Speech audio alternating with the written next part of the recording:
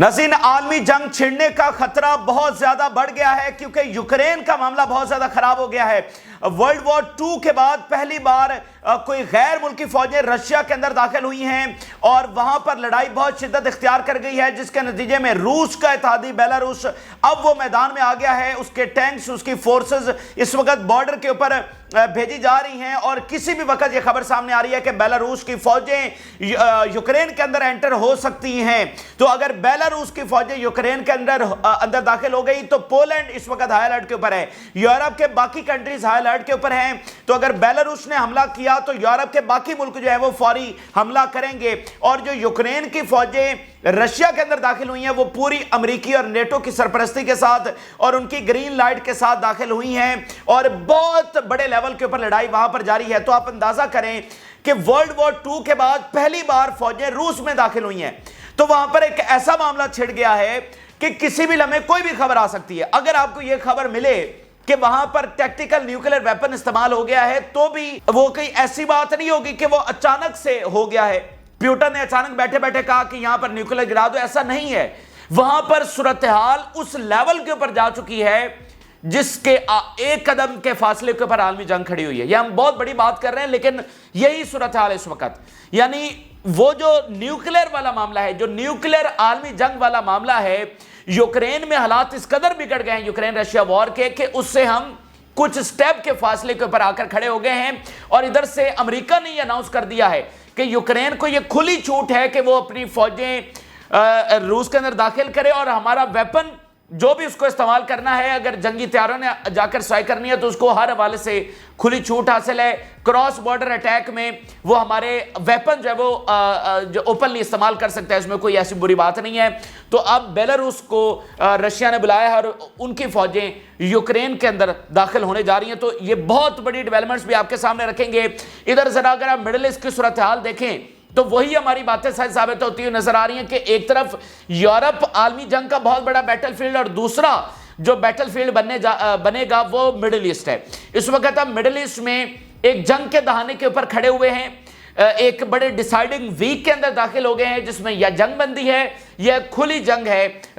इसकी तरफ मामला जो है वो जा रहे हैं। और सबसे बड़ी खबर यहां पर यह नाज़रीन सामने आई है कि चाइना ने ईरान की मुकम्मल हिमायत का ऐलान कर दिया।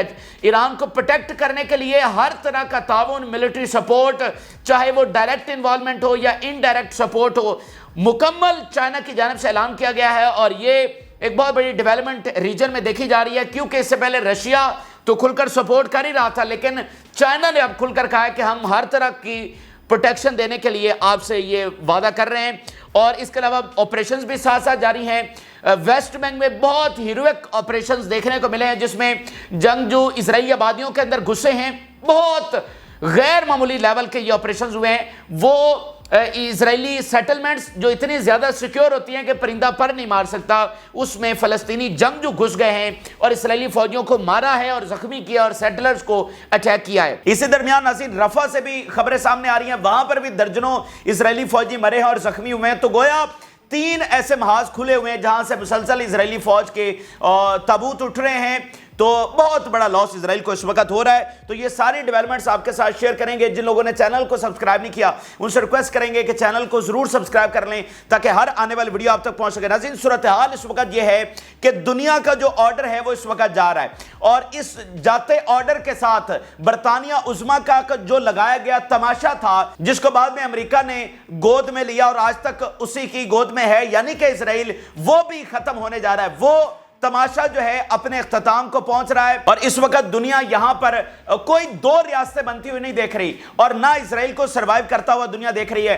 मतलब बहुत हैरानकुन बात यह है कि दुनिया के वो थिंक टैंक्स जो कभी नहीं कहते थे कि यहां पर जो है कोई ऐसा वैसा मामला होता था, दुनिया के वो मॉडरेट थिंक टैंक्स तबका जो हमेशा कहता था कि इसका कोई हल निकल आएगा, 2 रियासतें बन जाएंगी, कभी यहां से बड़ी जंग नहीं छिड़ेगी और इसराइल तो कभी खत्म नहीं होगा। हैरानकुन तौर पर वो थिंक टैंक तबका आज ओपनली कह रहा है कि उनको इजराइल बचता हुआ नजर नहीं आ रहा, इजराइल जो है वो अपने खात्मे की तरफ बढ़ रहा है। और इस जंग में नाज़रीन जो एक बहुत बड़ी बात ये साबित हुई है कि ये बात एस्टेब्लिश हुई है कि इजराइल खुद कोई पावर नहीं है। इजराइल के बारे में जैसे प्रिटेंड किया जाता था या जैसे तासुर पाया जाता था कि उसने तो अरबों को शिकस्त दी اور وہ سب سے بڑی ایک عسکری پاور ہے. تو اس جنگ نے ناظرین ثابت کیا کہ اسرائیل کی نیوی، اس کی فضائیہ، اس کی آرمی، اس کی ٹیکنالوجی، اس کی معیشت کچھ بھی جو ہے نا طاقتور نہیں ہے، کچھ بھی اس کی بقا کے ضامن نہیں ہے. اگر ہم اس جنگ میں دیکھیں تو اگر اسرائیل ابھی تک بچا ہوا ہے، اگر ابھی تک اسرائیل نے سروائیو کیا ہوا ہے تو وہ امریکہ کے سر پر ہے. دنیا تو پیچھے ہٹ گئی ہے، صرف اور صرف اسرائیل امریکہ کی حمایت کے اوپر ٹکا ہوا ہے. تو مجھے بتائیے اگر امریکہ یہاں پر نہ ہوتا تو کیا اسرائیل آپ کو نظر آنا تھا؟ یعنی اگر ایران ہے نا، ایران کو رشیا اور چائنا سپورٹ نہ بھی کرے نا تو ایران ختم ہونے والا نہیں ہے. لیکن اسرائیل کا آپ دیکھیں کہ ابھی تک ایک بھی نیشنل آرمی اس سے ٹکرائی نہیں ہے، لیکن اس کی حالت کیا ہو گئی ہے. تو یہ ثابت ہوا کہ اسرائیل سارے کا سارا کھڑا ہوا ہے امریکہ کے اوپر، وہ خود کچھ بھی نہیں ہے، وہ امریکہ کی ایک پروکسی ہے اور ٹوٹلی ڈیپینڈنٹ ہے امریکہ کے اوپر. اچھا، تو اب اگلا سوال ناظرین جو اٹھ رہا ہے دنیا میں کہ اگر اسرائیل ٹوٹلی ڈیپینڈنٹ ہے امریکہ کے اوپر اور اس کی ساری ٹیکنالوجی جو hundreds of billions of dollars کی ہے، اتنے طیارے اور اتنی ٹیکنالوجی سارا کچھ، تو اگر سارے کا سارا وہ امریکہ پر کھڑا ہے تو ہاؤ لانگ، کب تک امریکہ اس کو پروٹیکٹ کر سکے گا؟ کب تک امریکہ کی یہی حمایت رہے گی؟ اور خود امریکن امپائر دنیا کہہ رہی ہے کہ وہ گرنے جا رہا ہے. خود انڈیا کے فارن منسٹر نے کہا کہ امریکی ہیجمنی جو ہے وہ ایفیکٹولی اوور ہو چکی ہے. اور بہت سارے باقی آپ دیکھیں ڈی ڈالرائزیشن کس طرح سے آگے تیز ہو رہی ہے. تو خود امریکن امپائر گر رہا ہے، یعنی ایک طرف امریکہ کی حمایت ٹورڈز اسرائیل وہ ختم ہو رہی ہے، اور جو امریکی ہیجمنی ہے دنیا میں، جو امریکہ کا امپائر اپنا ہے، جو خود امریکی بادشاہت ہے، اس کا بھی خاتمہ ہو رہا ہے. تو کب تک اسرائیل آگے چل کر سروائیو کرے گا؟ اور امریکہ میں آپ دیکھیں کہ اسرائیلی لابی ایکسپوز ہو رہی ہے، اور ایکسپوز ہونے کے ساتھ ساتھ وہ کمزور ہو رہی ہے. کہ اس سے پہلے امریکنز کو پتا نہیں تھا کہ ان کے ساتھ کیا ہو رہا ہے، اسرائیلی لابی یہاں پر کیسے ورک کرتی ہے، آج ان کو پتا ہے. تو اسرائیلی لابی وہاں پر کمزور ہوتی چلی جا رہی ہے. اور یہاں پر ایک اور جو بہت بڑا فیکٹر ہے، یعنی بہت بڑا ڈیسائیڈنگ فیکٹر ہے، وہ کیملا ہارس کا ہے. اس وقت کیملا ہارس جو کہ نائب صدر ہیں اور اگلی صدارتی امیدوار ہیں، وہ پوری طرح سے پش کر رہی ہیں فار سیز فائر. آج بھی انہوں نے ایک اہم ترین ریلی سے جو کہ اسپیشلی فلسطین کے لیے نکالی گئی تھی، جس میں کرسچنز نے بھی شمولیت اختیار کی، باقی مذاہب کے لوگ اور عربز اور مسلمان سارے اس میں شریک ہوئے. تو اس میں کیملا ہارس نے کہا کہ فی الفور جنگ بندی کی ہمیں ضرورت ہے، فی الفور. اور میں اس بات کا ادا کرتی ہوں کہ پورا زور لگایا جائے گا جنگ بندی کے لیے. آج سی این این نے ابھی کچھ دیر پہلے یہ رپورٹ دی ہے اور بڑے اہم الفاظ اس نے کوٹ کیے ہیں. سی این این نے رپورٹ کیا ہے کہ Washington informed Tel Aviv time has come for ceasefire to avoid regional war. Time has come to ceasefire, کہ وقت آ گیا ہے کہ اب سیز فائر کیا جائے ٹو اوائڈ ریجنل وار. اب اس میں پہلی عام بات تو ناظرین یہ ہے کہ اس بات کو تو چلو مانا جا رہا ہے کہ اصل جو معاملہ ہے وہ غزہ کی جنگ بندی کا ہے. یعنی جو پہلے ہم آپ کے سامنے بتا رہے تھے کہ یار یہ کیا ڈرامے بازی انہوں نے لگائی ہوئی ہے کہ یہ لفظ استعمال کریں، ڈی ایسکلیشن کریں، اور جو اصل مدعا ہے یعنی غزہ کا، اس کی طرف تو جا ہی نہیں رہے، سیز فائر کی تو بات ہی نہیں کر رہے ہیں. D escalation. او بھائی ایسکلیشن کس وجہ سے ہو رہی ہے؟ غزہ کی وجہ سے. تو اگر آپ واقعتاً امن چاہتے ہیں تو غزہ میں جا کر جنگ. تو آج چلیں وہ تو بات انہوں نے کی. اب دوسری اس سے اگلی بات یہ ہے کہ دیکھیں اگر یہاں پر بالفرض جنگ بندی نہیں ہوتی، یعنی اس وقت کیملا ہارس پورا زور لگا رہی ہے، تو 100% ہے نا کہ وہ جنگ بندی کا زور لگا رہی ہے، کیونکہ ہم اگر فلسطینی حمایت کو سائیڈ کے اوپر بھی رکھیں تو اس میں کیملا ہارس کا اپنا انٹرسٹ ہے. کیملا ہارس کو جیتنے کے لیے جنگ بندی چاہیے، وہ نہیں جیت سکتی اگر یہاں پر جنگ چھڑ گئی، بڑی جنگ اگر چھڑ گئی کیملا ہارس نہیں جیت سکتی. تو اس میں اس کا پرسنل انٹرسٹ ہے. اگر ہم فلسطینی حمایت کو سائیڈ پر بھی رکھیں تو اگر بالفرض ہم ایک سینیریو سپوز کرتے ہیں کہ اگر یہاں پر جنگ بندی نہیں ہوتی، ٹھیک ہے، اور کھلی جنگ یہاں پر چھڑ جاتی، یعنی اب یہ تو نہیں ہے کہ پرانا سکیل تو رہنا نہیں ہے، ہم اس ہفتے کے اندر داخل ہیں کہ یا تو جنگ بندی ہے یا کھلی جنگ ہے. تو بالفرض اگر نتنیاہو کیملا ہارس کو نہیں مانتا، اس کی بات کو نہیں مانتا، تو کھلی جنگ چھڑ جائے گی. اچھا، کھلی جنگ چھڑ جائے گی تو یہاں پر کیملا ہارس اور نتنیاہو کی ایک ہاسٹیلٹی پیدا ہو جائے گی. تو اگر بالفرض کیملا ہارس جیت گئی اور آفس میں آ گئی، یعنی نتنیاہو پھر ایک ایسا گیمبل ہی کھیلے گا نا کہ ٹرمپ کی حمایت کے اوپر وہ جنگ چھیڑ دے گا، کیملا ہارس کے خلاف وہ چلا جائے گا. ہاسٹیلٹی یعنی ریئل ڈویژن امریکہ اور اسرائیل میں پیدا ہو جائے گی، جو کہ ابھی تک ڈرامے بازی ہے، لیکن یہاں پر ایک ریئل ڈویژن جو ہے وہ امریکہ اور اسرائیل میں پیدا ہو جائے گی. تو اگر کل کو وہ آفس میں آ گئی نومبر میں تو پھر کیا ہوگا؟ یعنی نومبر تک کون سا اسرائیل جو ہے وہ جنگ جیت چکا ہوگا، تو پھر آ کر وہ سب سے پہلا کام کیا کرے گی؟ سیز فائر کروائے گی، کیونکہ ویسے بھی نئی گورنمنٹ جیسے آپ نے برطانیہ میں دیکھا وہ افورڈ ہی نہیں کر سکتی، اور کیملا ہیرس کے پیچھے پورا معاملہ۔ اور دوسری بات ناظرین یہ ہے کہ اگر کھلی جنگ کی ہم بات کریں تو کھلی جنگ کون سا ضمانت ہے اسرائیل کی فتح کی؟ یعنی اگر کھلی جنگ بھی چھڑ جائے تو کون سا اسرائیل یہاں سے فاتح ہو کر نکل رہا ہے؟ کون سا امریکہ یہاں سے فاتح ہو کر نکل جائے گا؟ یمن کی سب سے بڑی مثال آپ کے سامنے ہے کہ یمن کو تو وہ ہرا نہیں سکا، تو 5 ملکوں میں کیا امریکہ اپنی فوجیں اتارے گا؟ اسرائیلی فوج کی حالت تو آپ نے دیکھ لی ہے۔ تو امریکہ 5 ملکوں میں لڑے گا جس کے پیچھے رشیا اور چائنا اور نارتھ کوریا کھڑے ہیں۔ امریکہ جیت سکتا ہے یہ جنگ؟ کبھی بھی نہیں جیت سکتا۔ تو چاہے وہ کھلی جنگ ہو، چاہے وہ لمیٹڈ وار ہو، چاہے وہ سیز فائر ہو، آپ ثبوتوں کے ساتھ دیکھ سکتے ہیں کہ تمام اطراف سے اسرائیل گر چکا ہے۔ اسرائیل ایک گریٹسٹ ٹربل میں ہے، وہ ٹربل جو دراصل اس کے وجود کے خاتمے کی وجہ بن رہی ہے، اور یہ جو میس کلنگز ہوئی ہیں، یہ جو جینوسائیڈ ہوئی ہے، یہ دراصل اسرائیل نے اپنے موت کے پروانے کے اوپر دستخط کی ہیں۔ اور کوئی بات نہیں، میں آپ کو ایک بات بڑے وثوق سے کہہ سکتا ہوں، اگر اسرائیل نے یہ سارا کچھ نہ کیا ہوتا اور اسرائیل اس کے بعد جنگ ہار جاتا تو اسرائیل کا خاتمہ نہیں ہونا تھا۔ اسرائیل نے یہ جو میس کلنگز کی ہیں، اب یہ سارا جو ہے نا اس کے خاتمے کی وجہ بن رہی ہے۔ آج دنیا امریکہ سے کہہ رہی ہے کہ یا تو either side with us or side with Israel، کہ یا تو ہمارے ساتھ کھڑے ہو یا اسرائیل کے ساتھ، کیونکہ دنیا تو اسرائیل کے ساتھ کھڑی نہیں ہو رہی۔ آپ کے سامنے جاپان سے بڑا ثبوت کیا ہو سکتا ہے؟ جاپان نے اسرائیل کو نہیں بلایا اور امریکہ نے کہا ہم بھی نہیں آئیں گے، تو جاپان نے یہ نہیں کہا کہ ٹھیک ہے ہم اسرائیل کو بلا لیتے ہیں، انہوں نے کہا نہیں آتے تو نہ ہو، ٹھیک ہے ہم اسرائیل کو نہیں بلا رہے ہیں۔ آپ یورپ کی پوزیشن دیکھیے، آج یورپ وہ نہیں ہے جو پہلے والا تھا۔ ایون آپ برطانیہ کو دیکھ لیجئے، برطانیہ وہ نہیں ہے جو پہلے والا تھا۔ برطانیہ اپنے آپ کو سنبھال رہا ہے، یورپینز اپنے آپ کو سنبھال رہے ہیں، خاص کر ان کا فوکس یوکرین جنگ کے اوپر ہے۔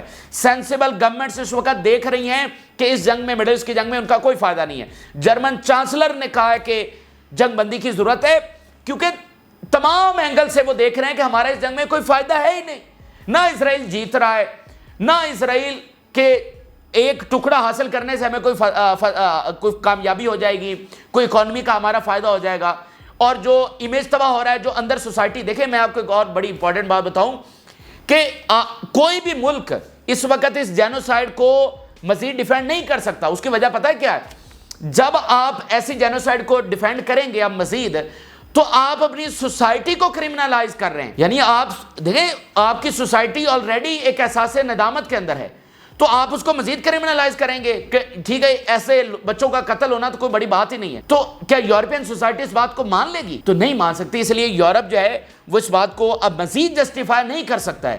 ابھی جو اسکول کے اوپر اٹیک ہوا اس کے اوپر کیا جوزف بورل کا بیان سامنے آیا کہ یہ اب کوئی جسٹیفیکیشن نہیں رہی ہے، اب یہ سلسلہ بند ہونا چاہیے۔ تو جنگ بندی بالفرض نہیں بھی ہوتی تو یورپ نے آپ کو سیٹ اسائیڈ کر رہا ہے۔ دنیا کے باقی ملک جو ہیں وہ اپنے آپ کو پیچھے لے رہے ہیں کہ اس میں ہمارا کوئی فائدہ نہیں ہے۔ تو تمام اطراف سے اسرائیل کا خاتمہ طے ہے۔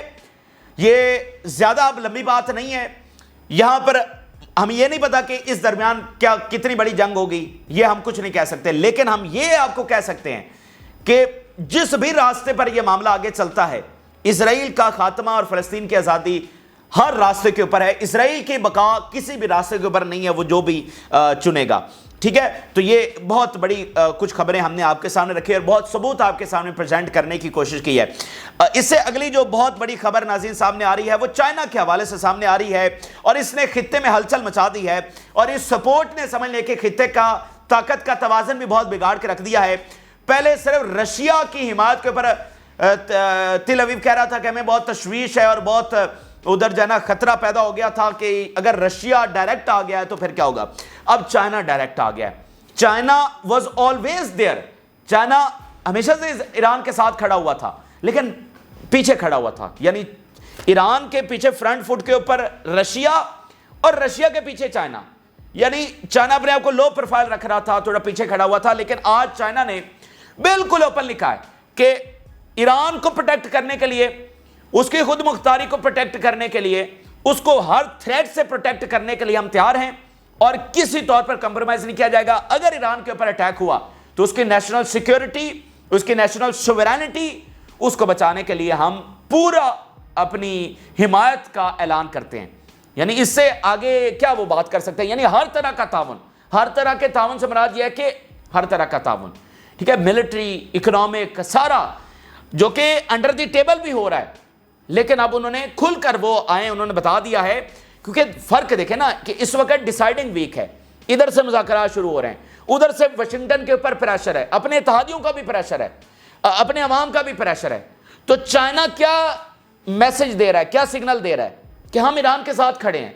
اگر تم اسرائیل کے پیچھے لگ کر اگر کھلی جنگ یہاں پر چھیڑنے آ رہے ہو تو تمہیں پتہ ہونا چاہیے کہ ہم ایران کے ساتھ کھڑے ہوئے ہیں، کیونکہ چائنا مڈل ایسٹ کا ایک مین پلیئر بن چکا ہے. چائنا نے فلسطین کی تنظیموں کو وہاں پر بلایا ہے اور ان کا اتحاد کروایا ہے، ٹھیک ہے. تو چائنا واضح طور پر سگنلنگ دے کر، دیکھیں ایک بات کلیئر ہے کہ رشیا، چائنا اینڈ ایون امریکہ، اس کا تھنک ٹینک طبقہ، اس کے بڑے پالیسی میکرز ایون جیسے کہ کیملا ہیرس، یہ تمام کھلی جنگ نہیں چاہتے ہیں، یہ معاملے کو سلجھانا چاہتے ہیں. لیکن امریکہ کے اوپر اثر انداز ہو رہی ہے اس کی لابی، یعنی بائیڈن کے اوپر. اگر ہم یورپ کی بات کریں تو یورپ یہاں پر کھلی جنگ میں انٹرسٹڈ نہیں ہے، کیونکہ کسی کا اس جنگ میں فائدہ نہیں ہے، کسی کا غزہ میں یہ قتل عام جاری رکھنے میں کوئی فائدہ نہیں ہے. پوری دنیا میں آپ دیکھ رہے ہیں کہ نقصان ہو رہا ہے. صرف جب اناؤنس ہوا ایران کا حملہ تو $3 ٹریلین کا دنیا کا نقصان ہو گیا. دنیا کی اکانومی میں آپ کو بتا رہا ہوں کریش ہو کے رہ جائے گی، یہ سارے ایکسپرٹ بتا رہے ہیں. تو کوئی یہ جنگ نہیں چاہ رہا ہے. ہاں وہ ڈریگ ہو جائیں اسرائیل کی ایکسپلائٹیشن سے وہ الگ بات ہے. تو اس لیے چائنا میسج دے رہا ہے کہ سب کا نقصان ہے. اب دیکھیں رشیا کے بہت بڑی انویسٹمنٹ مڈل ایسٹ کے اندر ہے، بہت بڑی تعداد. جب سے یہ یوکرین کی جنگ چلی ہے تو ویسٹ سے رشیا نے اپنی ساری انویسٹمنٹ نکال کر مڈل ایسٹ میں کر دی ہیں. تو وہ کیوں مڈل ایسٹ میں جنگ چاہیں گے؟ لیکن وہ ساتھ سگنل یہ دے رہے ہیں کہ اگر تم یہ چھیڑنے جا رہے ہو تو پھر یہ ذہن میں رکھو کہ ہم ایران کے ساتھ کھڑے ہیں. تو اس کو ایک بہت بڑی ڈیولپمنٹ کے طور پر دیکھا جا رہا ہے. اسی درمیان ایران کی کچھ سٹیٹمنٹ بھی سامنے آئی ہیں. The enemy thinks that assassination compensate for its losses in the arena, but the Zionist entity moved more towards collapse after the assassination of Martyr Hania. یہ امپورٹنٹ بات ہے کہ اس نے جو ہے نا اپنی شکست کو، گراؤنڈ کی شکست کو چھپانے کے لیے یہ اساسینیشنز کی، اپنی ہیبت کا بول بالا کرنے کی کوشش کی. لیکن اس کو پتہ ہونا چاہیے کہ اس نے یہ اساسینیشنز کر کے الٹیمیٹلی اپنے کولیپس، اپنے خاتمے کے اوپر دستخط کیے ہیں. یہ ایران بات کر رہا ہے. اچھا اسی درمیان ناظرین ویسٹ بینک سے بڑی خبریں سامنے آ رہی ہیں اور کمال کے آپریشنز اس وقت وہاں پر سر انجام دیے جا رہے ہیں. وہ ویسٹ بینک جو مکمل غلبے کے اندر ہے، جو مکمل قبضے کے اندر ہے، جو مکمل غلامی کے اندر ہے، فلسطینی ایک ایک سانس اسرائیلی بندوق کے نیچے لے رہے ہیں اور سوال ہی پیدا نہیں ہوتا کہ وہ کوئی اس طرح کے آپریشنز کریں. تو بڑے ہیروئک آپریشنز انہوں نے کیے ہیں. اسرائیلی آبادیوں کے اندر گھس گئے ہیں، سیٹلمنٹس کے اندر گھس گئے ہیں جہاں پر پرندہ بھی پر نہیں مار سکتا، بہت ہائی لیول کی سیکیورٹی ہوتی ہے. اس میں گھس کر انہوں نے اسرائیلی سیٹلرز کو اٹیک کیا ہے، مارا ہے، زخمی کیا ہے، چیک پوائنٹس کے اوپر اٹیک کیے ہیں اور اس کے بعد پھر وہاں سے نکلنے کے اندر بھی کامیاب ہو گئے ہیں. تو اسرائیل جو ایران حزب اللہ کے حملوں سے پہلے ٹیرر کے اندر ہے، خوف کے اندر ہے، اس طرح کے حملے اس کے خوف میں مزید اضافہ کر رہے ہیں. کیونکہ جو ہے اسرائیل میں یہ سارا تاثر ہے کہ ایک تو ہم امریکہ کے اوپر ڈیپینڈنٹ ہے، دوسرا وہاں پر اب یہ چیزیں اسٹیبلش ہوتی چلی جا رہی ہیں کہ اسرائیل اپنے آپ کو یہاں پر پروٹیکٹ نہیں رکھ سکتا ہے. یہاں کے لوگ کبھی بھی ہتھیار نہیں ڈالیں گے، یہاں کے لوگ کبھی بھی چین سے نہیں بیٹھیں گے، وہ ہمیں کبھی بھی یہاں پر بسنے نہیں دیں گے. تو اس کی جو سیکیورٹی ہے وہ پوری طرح سے کولیپس کر گئی ہے، اس کی سیکیورٹی ڈاکٹرائن کولیپس کر گئی ہے کہ یہاں پر اسرائیلی کبھی بھی چین سکون سے اور امن سے نہیں رہ سکیں گے، کیونکہ انہوں نے اس خطے میں کوئی امن کی بات چھوڑی نہیں ہے، انہوں نے کوئی ایسا ظلم چھوڑا ہی نہیں ہے. تو اب ان کو کون رہنے دے گا یہاں پر؟ ٹھیک ہے. تو یہ اس چیز کا بہت بڑے امپیکٹس ہیں. کسی قبضے کو آپ کیسے ختم کرتے ہیں؟ آپ پہلے اس کو انسیکیور کرتے ہیں. آپ بتاتے ہیں مختلف حملوں کے ذریعے. حزب اللہ نے جب اسرائیل کو نکالا تو ایسے ہی نکالا تھا، ایسے ہی حملے کر کے. ٹھیک ہے. اسرائیل کو پتا چلا، پہلے امریکہ کو نکالا پھر اسرائیل کو نکالا، کیونکہ ان کے فوجی مر رہے تھے. ہر چوتھے دن، ساتویں دن، 10ویں دن ان کے فوجی مر جاتے تھے. تو پھر الٹیمیٹلی ان کو نکلنا پڑا، حالانکہ وہ پورا قبضہ کر چکے تھے. تو یہ امپیکٹ ہوتا ہے کہ آپ پہلے انسیکیورٹی پھیلاتے ہیں، اس کے بعد ہی پھر وہ وہاں سے نکلتے ہیں. تو یہ بڑے آپریشنز یہاں پر کیے گئے ہیں. جارڈن ویلی کا یہ علاقہ ہے. The shooting in the Jordan Valley took place in 2 locations. The first the near Rotem and the second near Mehola. Gunmen opened fire on several vehicles near Mahol in the Jordan valley. تو اس وقت وہ کہہ رہے ہیں کہ تلاش جاری ہے اور حماس اور سارے کہہ رہے ہیں وی بلیس دا ہیروک آپریشنز ان محلہ ان دا جارڈن ویلی, کہ یہ بڑا ہیروک اور زبردست آپریشن کیا گیا ہے. اسی طرح کے زبردست آپریشن رفح میں بھی جاری ہیں اور بلڈنگ کو نشانہ بنا کر اسرائیلی فوجیوں کو مارا گیا ہے. Our fighters managed to target Zionist force in a building and killed and wounded its members. And our fighters monitored the landing of evacuation helicopters. وہاں پر باقاعدہ پھر ہیلی کاپٹر دیکھے گئے کہ وہ مرے اور زخمیوں کو وہاں سے ٹرانسفر کر رہے تھے. اور پھر ذرا دیکھیے اسرائیل کے اندر جو ہے نا وہ شکست کی خود اعتراف ہو رہا ہے. اب یہ فارمر اسرائیلی جنرل کہہ رہا ہے under the banner of absolute victory we entered Rafah but what we encountered was not absolute victory, only the greatest crisis since the founding of Israel.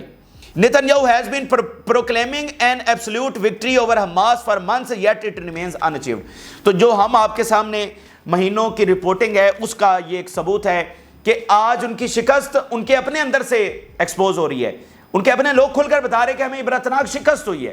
جس ایبسولوٹ وکٹری کی باتیں کی جا رہی ہیں وہ تو کہیں ہے ہی نہیں, بلکہ ہم اسرائیل کی اسٹیبلشمنٹ سے لے کر آج تک کے سب سے بڑے کرائسس کے اندر چلے گئے, اپنے وجود کے کرائسس کے اندر چلے گئے, اور یہ جنرل لیول کا بندہ جو ہے وہ بات کر رہا ہے. اب آخر میں ناظرین بہت بڑی جو ڈیولپمنٹس جو عالمی جنگ چھیڑنے کے لیے کافی ہے وہ اقدام اٹھا لیا گیا ہے, جس کا ہم کئی مہینوں سے خدشے کا اظہار کر رہے ہیں کہ یہاں پر رکنا چاہیے رکنا چاہیے رکنا چاہیے. اب ناظرین وہاں پر بیلاروس جو ہے وہ اٹیک کرنے جا رہا ہے یوکرین کے اوپر. اب ناظرین وہاں پر ہوا یہ ہے کہ یوکرینی فوج 2 سال میں پہلی مرتبہ داخل ہو گئی ہے روس کے اندر, اور یہ روس کے اندر داخل ہونا ورلڈ وار 2 کے بعد, ہٹلر کی فوجوں کے بعد مطلب کوئی فوج روس میں داخل ہوئی ہے. تو خود یہ کتنی سنگین بات ہے کہ ہٹلر کی فوج کے بعد ورلڈ وار 2 کے بعد کوئی فوج روس میں داخل ہوئی ہے. اور آپ ذرا روس کی تاریخ تو پڑھیں, روس میں داخل ہونا یہ کتنی بڑی بات ہے. یعنی اگر امریکہ کے اندر کوئی فوج داخل ہو جائے تو آپ اس کو کیسے سمجھیں گے, اگر برطانیہ کے اندر کوئی فوج داخل ہو جائے تو آپ اس کو کیسے سمجھیں گے, اگر چائنا کے اندر کوئی فوج داخل ہو جائے تو کیسے آپ سمجھیں گے, وہ یہ تمام ملک کیسے ریئیکٹ کریں گے. تو روس کیسے ریئیکٹ کرے گا, روس بھائی ورلڈ پاور ہے, وہ جیسے امریکہ نے ریئیکٹ کرنا ہے ویسے ہی روس نے ریئیکٹ کرنا ہے. ٹھیک ہے, تو یہ اٹ سیلف ایک خطرناک بات ہے کہ آپ روس کے اندر داخل ہو گئے. تو اس وقت وہاں پر لڑائی جاری ہے, روس کی فوج نے ان کو آگے پینیٹریٹ کرنے سے تو روک دیا ہے, لیکن جو لڑائی ہے اس وقت روس کی ٹیریٹری کے اندر پھیل گئی ہے, لڑائی ابھی تک وہاں پر جاری ہے, مزید پیچھے سے یوکرینی فوج آ رہی ہے اور ڈیفرنٹ ایریا سے اب داخل ہونا شروع ہو گئی. یعنی پہلے تو وہ ایک ریجن میں داخل ہوئے نا, اب دوسرے ریجن سے وہ داخل ہونے کی کوشش کر رہے ہیں. یعنی لڑائی جو ہے وہ رشیا کی ٹیریٹری کے اندر پھیل چکی ہے. بے شک انہوں نے ابھی آگے جانے سے روک دیا, لیکن پیچھے سے تو فوج آتی چلی جا رہی ہے. تو اس کا نتیجہ کیا نکلے گا.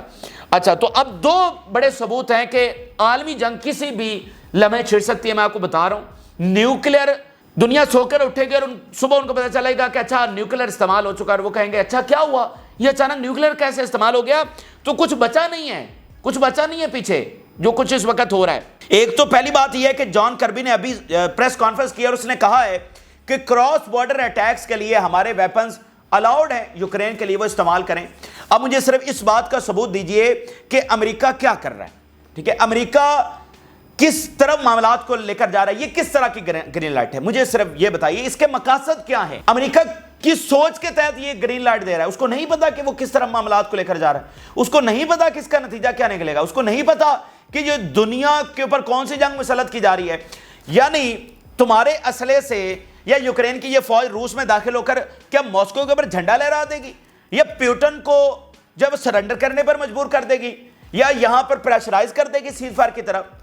یار کیا بات کر رہے ہیں کہ مطلب یہ ایسے ہی ہے کہ کوئی فوج امریکہ میں داخل ہو جائے, کسی کیوبا کی فوج امریکہ میں داخل ہو جائے اور یہ کلیم کرے کہ ہم واشنگٹن کو جو ہے سرنڈر کروائیں گے, واشنگٹن کے اوپر اپنا جھنڈا لگائیں گے. تو کیوبا یہ کر سکتا ہے یا کوئی اور ملک یہ کر سکتا ہے, تو یوکرین یہ کر سکتا ہے رشیا کے اوپر قبضہ, یا اس کو سیز فائر کے لیے مجبور یا سرنڈر کے اوپر مجبور. تو اس کا مطلب کیا ہے, پھر اس کا نتیجہ کیا نکلے گا. یعنی آپ کسی حل کی طرف نہیں لے کر جا رہے, نہ آپ قبضہ کر سکیں گے, نہ آپ سیز فائر کروا سکیں گے, نہ آپ سرنڈر کروا سکیں گے.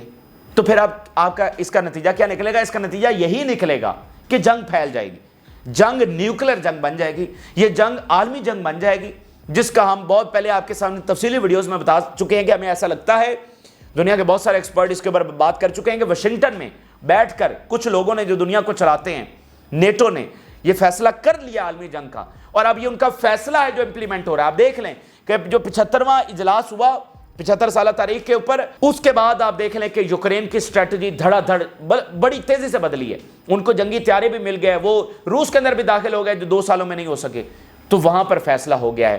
اچھا، اب اس کے جواب میں روس نے اپنے اتحادی بیلاروس کو گرین لائٹ دے دی ہے۔ بیلاروس کی جو اس وقت ٹینکس ہیں، فوجیں ہیں، وہ آ رہی ہیں بارڈر کے اوپر، اور وہ کسی بھی وقت، یعنی اب آپ نے یہ نہیں سمجھنا کہ اچھا کچھ ہوگا تو پھر یہ عالمی جنگ چھڑے گی یا کوئی جنگ پھیلے گی، ایسا نہیں ہے۔ جو ہونا ہے وہ ہو چکا ہے بھائی، رشیا کے ٹیریٹری کے اندر جنگ پھیل چکی ہے، تو کسی بھی لمحے، کسی بھی گھنٹے کچھ ہو جائے تو وہ کوئی انہونی نہیں ہوگی۔ اگر یہاں پر کوئی ٹیکٹیکل نیوکلیر ویپن چل جائے تو وہ کوئی انہونی نہیں ہوگی، ایسا نہیں ہوگا کہ اس کے پیچھے کوئی بیک گراؤنڈ نہیں ہے۔ اگر جنگ فوری جوہرہ میں پھیل جائے تو ایسا نہیں ہوگا کہ اس کے پیچھے بیک گراؤنڈ نہیں ہے۔ جنگ اپنے خطرناک ترین لیول کے اوپر اس وقت پہنچ چکی ہے، تو بیلاروس کی ٹینکس فوجیں کسی بھی وقت یوکرین میں داخل ہو سکتی ہے۔ جو ہی بیلاروس داخل ہوا پولینڈ حملہ کر دے گا، پولینڈ اس وقت الرٹ ہے، اور پولینڈ نے حملہ کیا تو ایک کے بعد ایک یورپی ملک اور پھر نیٹو وہ اس جنگ کے اندر ہوں گے، براہ راست ہوں گے۔ اور آپ یاد کریں ہنگری کے پرائم منسٹر کو، سربیا کے پرائم منسٹر نے 3 مہینے دیے تھے آج سے 1 ماہ پہلے کے انٹرویو میں کہ دنیا 3 مہینوں کے اندر اندر رشیا اور نیٹو کی ڈائریکٹ کنفرنٹیشن ہوگی۔ سربیا کے پریزیڈنٹ نے اور ہنگری کے پرائم منسٹر نے کہا کہ ہم بلٹ ٹرین کی طرح جو ہے نا عالمی جنگ کی طرف جا رہے ہیں۔ تو یہ اس وقت سنگین ترین معاملات ہیں جو تفصیلی ہم نے آپ کے سامنے رکھے، تو یہ اس وقت کے سنگین ترین معاملات ہیں جو ہم نے تفصیلی آپ کے سامنے رکھے۔ آپ اپنی رائے ضرور آگاہ کریں۔ جن لوگوں نے چینل کو سبسکرائب نہیں کیا ان سے ریکویسٹ کریں گے کہ چینل کو ضرور سبسکرائب کر لیں تاکہ ہر آنے والی ویڈیو آپ تک پہنچ سکے۔ اجازت دیجیے، اللہ حافظ۔